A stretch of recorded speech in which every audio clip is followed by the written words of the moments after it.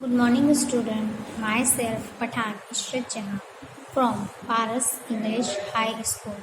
Today, I will teach Standard 7, Subject Science, Chapter number 8, Winds, Storms and Cyclones.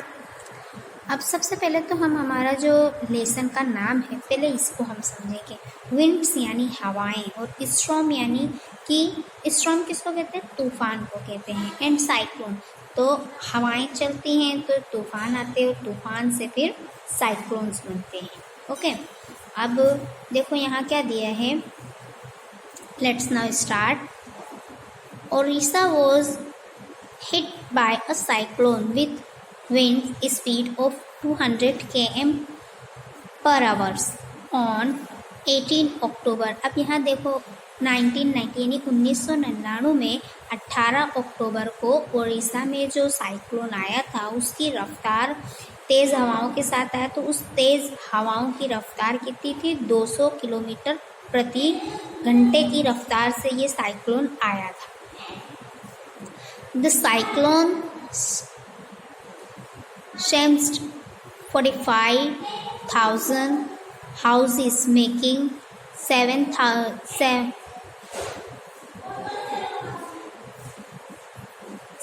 lakhs people homeless। अब जो ये तूफान आया था उड़ीसा के अंदर, जो साइक्लोन आया था, इसकी वजह से क्या हुआ कि 45,000 जो घर थे वो लॉस हो गए, यानी तबाह बर्बाद हो गए। 70,000 से ज़्यादा लोग अपनी होमलेस यानी बेघर हो गए। On 29 October the same years, a second cyclone with wind speed of 260 km per hour hit Orissa against। और फिर उसी साल 29 अक्टूबर को दूसरा साइक्लोन आया जिसकी स्पीड 260 किलोमीटर प्रति घंटा की रफ्तार से ये साइक्लोन आया था। It was accompanies by water waves about 9 m height. यानी कि अब ये जो साइक्लोन था इसकी यानी कि अब जो ये सेकेंड साइक्लोन आया था तो इसकी वेव्स, वाटर वेव्स यानी उसकी जो लहरें थी उसकी हाइट कितनी थी, 9 मीटर की। यानी इतनी हाई मीटर्स के ऊपर से जो साइक्लोन आया था। Thousands of people lost their lives, हजारों लोग अपनी जानें खो चुके थे इसमें। Property worth cross of rupees was destroyed. The cyclone affected agriculture, transports, communications and electricity supply। But what are cyclones? देखो यहाँ क्या बताया है कि इसमें जो सेकेंड वाला साइक्लोन आया था ओडिशा में सेम ईयर्स, सिर्फ डे चेंजेस थे। तो पहला साइक्लोन जब आया था तो वो 200 यानी 200 किलोमीटर प्रति घंटे की रफ्तार से आया था, और जो सेकेंड साइक्लोन आया था वो 260 किलोमीटर प्रति घंटे की रफ्तार से आया था, जिसमें वाटर वेव्स यानी कि जो साइक्लोन्स होते हैं ना तो वो समंदरी तूफान होते हैं, है ना। तो समंदर की जो लहरें थी ना उसकी हाइट 9 मीटर जितनी, उसकी जो मौजें थी, जो साइक्लोन्स आ रहा था, तूफान आ रहा था समुद्री, उसकी जो मौजों की लंबाई थी, हाइट थी, वो 9 मीटर जितनी थी। तो उसमें हज़ारों लोगों ने अपनी जानें गंवा दी, प्रॉपर्टी को बड़ा नुकसान हुआ, है ना। और एग्रीकल्चर पे भी उसका बड़ा असर पड़ा, ट्रांसपोर्टेशन जितनी भी फील्ड थी उन सभी पर जो है वो बहुत बुरा असर उसका पड़ा था। अब देखो साइक्लोन किस तरह से आते हैं और जो इंडियन मेट्रोलॉजिकल डिपार्टमेंट होता है वो किस तरह से हमको इसकी न्यूज़ देता है। देखो ये जो साइक्लोन होते हैं ना वो समंदर के अंदर से आते हैं, है ना। तो देखो ये इस तरह से साइक्लोन्स की जो है वो रफ्तार है, वो कितनी स्पीड में वो गोल गोल गोल गोल गोल गोल घूमता है और ये समंदर के अंदर आते। देखो ये आपको इमेजेस बताया है। Image taken by a satellite of a cyclone approaching the coast of Odisha. जब ये सैटेलाइट के थ्रू यानी कि ये जो है वो तस्वीरें खींची गई थी और ये उड़ीसा की है, सी कोस्टल एरिया की है और इसको इंडियन मेट्रोलॉजिकल डिपार्टमेंट जो है वो न्यू दिल्ली में है, जो हमको हर चीज़ की खबर देता है कि कब तूफान आने वाला है, कब बारिश तेज होने वाली है। यानी कि अभी तो टेक्नोलॉजी का ज़माना हो गया है ना। बट वॉट आर साइक्लोन, लेकिन ये साइक्लोन क्या है? What are cyclone, how are they form, और ये किस तरह से आते हैं, बनते हैं। Why are they so destructive in this chapter, तो हम आज जो है वो इस चैप्टर में इसी के बारे में पढ़ेंगे कि साइक्लोन क्या है, विंड्स क्या हैं, स्टॉर्म्स क्या हैं और ये साइक्लोन किस तरह क्रिएट होते हैं और किस तरह से ये जो है वो डिस्ट्रक्टिव होते हैं, है ना। फिर थंडरस्टॉर्म के बारे में पढ़ेंगे हम, तो ये भी आगे आगे धीरे धीरे आपको पार्ट्स में हम समझाएंगे।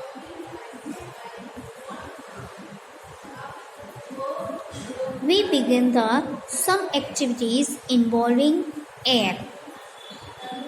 These activities will clarify some basic features concerning a cyclone. Before we begin, remember that the moving air is called a wind. देखो अब यहाँ क्या बताया है कि ये जो सारी चीज़ें हैं वो किसकी वजह से होती है, तो इन सारी चीज़ों में, इन सारी एक्टिविटीज़ के अंदर जो है वो सबसे मेन और अहम रोल कौन अदा करता है? एयर अदा करती है, हवा। विंड्स की वजह से ही ये सारी चीज़ें क्रिएट होती हैं। देखो अगर आपको पूछेगा कि what are the cold wind, तो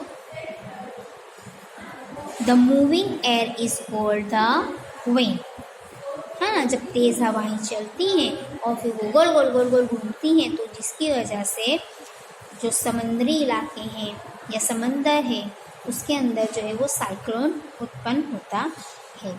अब देखो यहाँ क्या लिखा है, एयर एक्सट्रेट प्रेशर, तो यानी कि हवा को जब हम प्रेशर, हवा का जब दबाव बढ़ता है या घटता है तो उसके दौरान क्या होता है, वो ये सारी चीज़ें देखो यहाँ बॉक्स में लिखा है। Whenever an activity involves heating, be a very careful. It is advised that such activities are performed in the presence of an elderly person from your family, or carry out these activities in this presence of your teacher. यानी कि यहाँ बताया गया है कि हमको जो है वो इस यानी कि कुछ एक्टिविटीज़ दी गई हैं, उसके थ्रू हमको ये समझाया गया है कि साइक्लोन किस तरह से बनते हैं। और सबसे पहले कि एयर एक्सट्रेट प्रेशर, कि हवा का जो दबाव है वो किस तरह से किस किस चीज़ों से होता है, तो वो कुछ एक्टिविटीज़ हमें बताई गई हैं। तो हम उसमें से एक एक्टिविटीज़ देख लेते हैं। देखो अब हमें यहाँ एक्टिविटी दी है, you need a boiled water in the following activity, यानी हमें बॉइल्ड वाटर के साथ ये एक्टिविटीज करना है।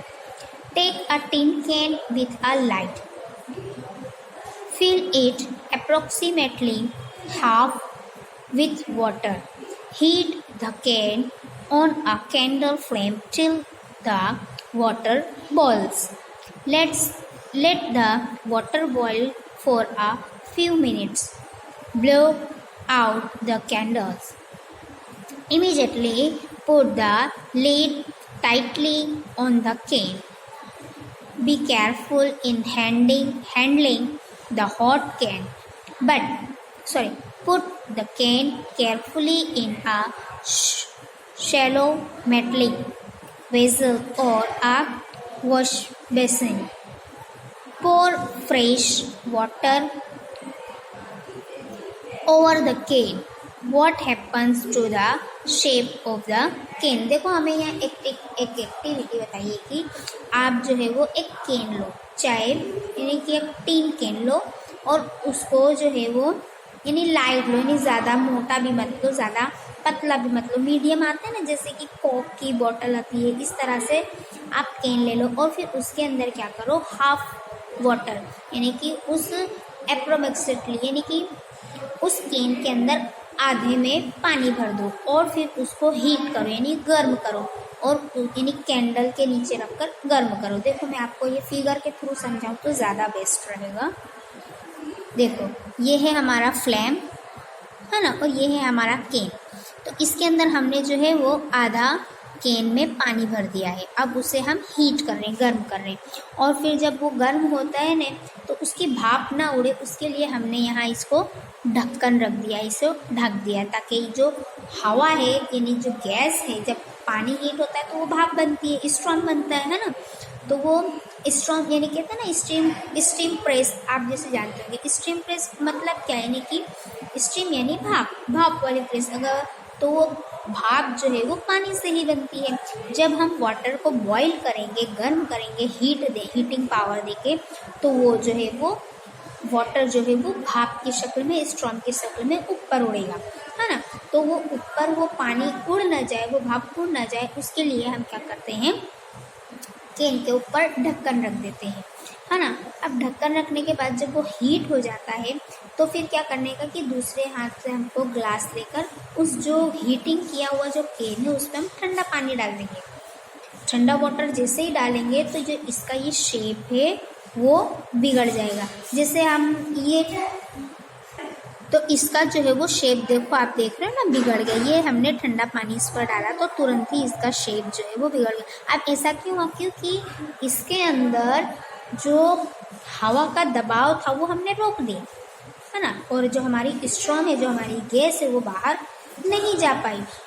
तो इस एक्टिविटी से ये होता है कि जब हम स्ट्रॉम यानी जब भाप को हम रोकते हैं तो वो ये एक्सपीरियंस देखो, ये एक्सपेरिमेंट हमने किया है। देखो can with hot water being cooled, है ना, यानी कि जब गर्म पानी पे हमने गर्म कैन के ऊपर ठंडा पानी डाला तो उसका जो सडनली शेप है, देखो पहले इस तरह का शेप था, फिर जब हमने उस पर स्टीम करने के बाद, गर्म करने के बाद, उसको हीटिंग पावर देने के बाद हमने इस पर कोल्ड पानी यानी ठंडा पानी डाला तो तुरंत इसका जो शेप है वो बिगड़ गया। देखो यहाँ क्या लिखा है, can you guess why the shape of the can gets destroyed. क्या आपको पता है, गेस करो कि ये शेप जो है वो क्यों बिगड़ा। तो if you can not get a tin can take a soft plastic बोतल। अगर आपके पास टिन यानी कि कैन नहीं है तो आप ये एक्सपेरिमेंट बोतल पे भी कर सकते हो, है ना। जैसे कभी कभी हम करते हैं ना, जैसे पेप्सी की बोतल है या हमारे घर में पानी की बोतल होती है, उसमें हम सडनली गर्म किया हुआ पानी ऑन द स्पॉट भर देते हैं तो बोतल जो है, प्लास्टिक की बोतल है, वो तुरंत अपना शेप जो है वो चेंज कर लेती है, यानी टेढ़ी मेढ़ी हो जाती है। तो ऐसा क्यों होता है, तो क्योंकि उसके अंदर हीटिंग पावर दिया गया था और वो जो स्ट्रॉम है, जो भाप है, वो बाहर नहीं निकल पाई, उसकी वजह से वो अंदर जो है वो उसका शेप जो है, प्लास्टिक का शेप हो या टीन है, कोई भी हो, तो वो उसका शेप तुरंत ऑन द स्पॉट चेंज हो जाता है। तो यानी कि इसका मतलब ये हुआ कि जब हम देखो यहाँ ना, fill it with hot water, गर्म पानी, है ना, empty the bottle and immediately cap it tightly, place the bottle under running water, है ना। तो जब हम उसको पानी, गर्म पानी को जब बॉटल में भर देंगे और तुरंत उसका जो कैप है बॉटल का वो बंद कर देंगे, तो जो उसके अंदर बॉटल की जो प्लेस है अंडर रनिंग, यानी कि उसके अंदर की जो जगह है, तो पानी और भाप दोनों उसमें गोल गोल राउंड करेंगे तो वो बाहर निकल नहीं पाएगी। तो उसका एयर का जो प्रेशर है वो पड़ेगा, एयर का प्रेशर पड़ेगा, जिसकी वजह से बोतल का जो है वो शेप बिगड़ जाएगा। अब देखो यहाँ क्या है कि recall now some of your experience when you fly a kite does the wind coming from your back help. देखो अब यहाँ क्या बताया कि आप दूसरा एग्जाम्पल, दूसरा एक्सपीरियंस भी ले सकते हैं हवाओं के थ्रू। जैसे आप हम काइट, पतंग उड़ाते हैं, तो जिस तरह की तेज़ हवा होगी जिस दिशा में, तो हमारी पतंग भी जो है वो उसी दिशा में बहकर जाएगी, है ना।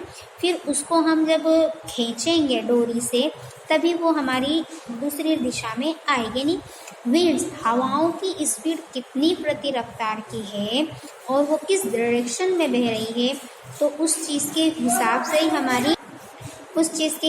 ही हमारी जो है वो चीज़ें बैकअप होती हैं। If you are in a boat, it is easier to row it if there is wind coming from behind you.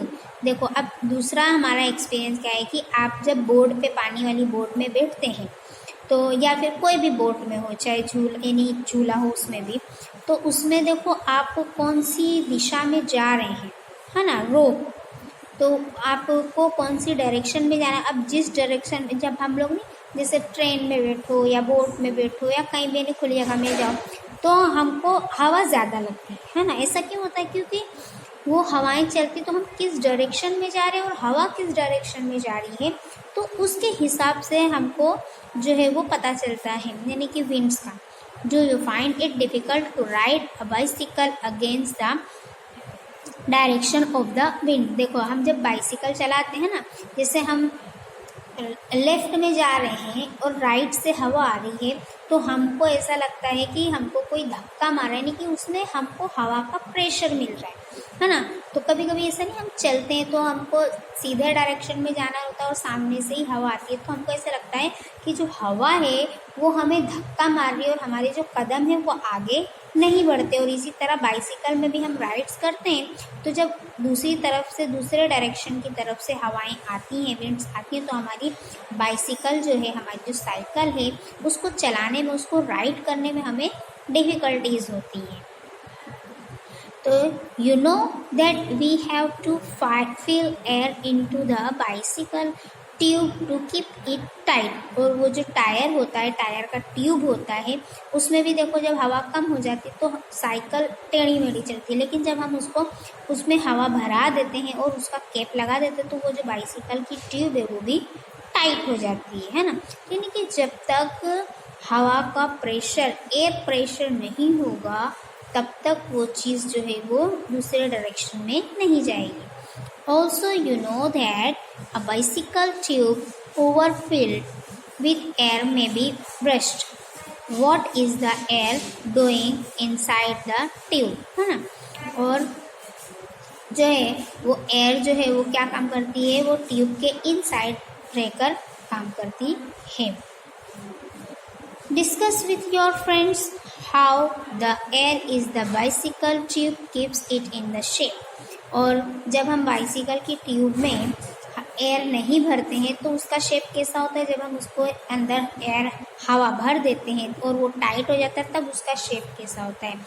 All this experience show that the air एक्सट्रेट pressure, है ना। और ये सारी चीज़ें जो है वो हवा के प्रेशर की वजह से ही होती हैं। It is due to this pressure that the leaves of trees, burner of a flag or flags filter when the winds, है ना। देखो ये जो चीज़ें हैं वो जैसे अब ट्रीज़ के पत्ते हैं, है ना, ट्रीज़ के पत्ते हैं, जब हवा का बहाव होता है तो कैसे झड़ जाते, ज़्यादा तेज़ हवा आती है तो कैसे झड़ जाते हैं ना। फिर बर्नर, और आग जो है वो भी हवा के थ्रू ही फैलती क्योंकि हवा में ऑक्सीजन होता है ना। तो ये सारी चीज़ें विंड के थ्रू ही होती हैं। Is blowing, you can list some warm experience with which show that the air has pressure. और इसी तरह की और भी चीज़ें हैं, मोर एक्सपीरियंस आप कर सकते हैं और उसकी लिस्ट तैयार कर सकते हैं कि एयर हैज़ प्रेशर, हवा के दबाव से क्या क्या चीज़ें होती हैं। Let's us now try explain why the can और अ बोतल गेट डिस्ट्रॉयड। तो अब हम जो है इसको एक्सप्लेन करते हैं कि ये जो कैन और बोतल जो है वो किस तरह से डिस्ट्रॉय हो जाती है। Distorted, as water is poured over the can, some steam in the can condense into water, reducing the amount of air inside. The pressure of air inside the can decreases, then the pressure extracted by the air from outside the can as a result the cane gets compressed. This activity again confirming that air exert pressure। देखो यही बताया जो मैंने अभी समझाया कि जो केन और बॉटल था उसके अंदर हमने पानी भरा, पानी भरने के बाद उसे हीट किया, या फिर गर्म पानी ही हमने उस बॉटल के अंदर अगर डाला है तो और तुरंत ही यानी अब क्या हुआ कि जो गर्म पानी, अब हवा जो है जब गर्म होती है तो वो भी फैल जाती है। जिस तरह पानी को हम हीट करते हैं तो वो स्ट्रीम होकर भाप बनकर हवा में उड़ता है, फिर ऊपर जाता है, फिर वो ठंडा होता है, ठंडा होने के बाद वो बादल बनता है ना। फिर बादल बनने के बाद जब ठंडा हो जाता है तो भारी हो जाता है, और भारी होने के बाद वापस बारिश फिर से स्टार्ट हो जाती है।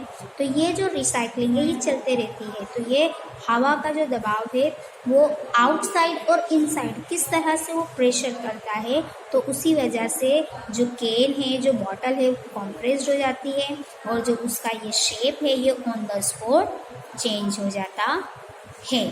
तो यहाँ हमारा पहली एक्टिविटीज़ पूरी हुई। अब यहाँ देखो हमारा सेकेंड है, high speed winds are accompanied by reduce air pressure.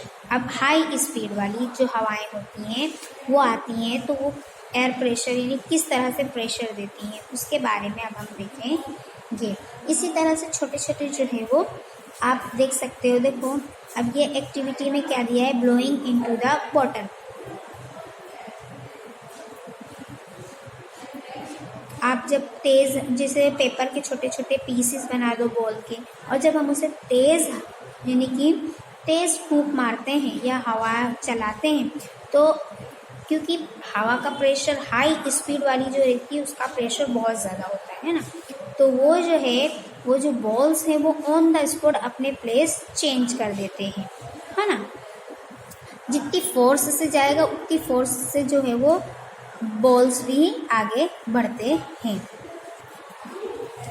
अब आगे देखो, the paper ball in by blowing into the bottle.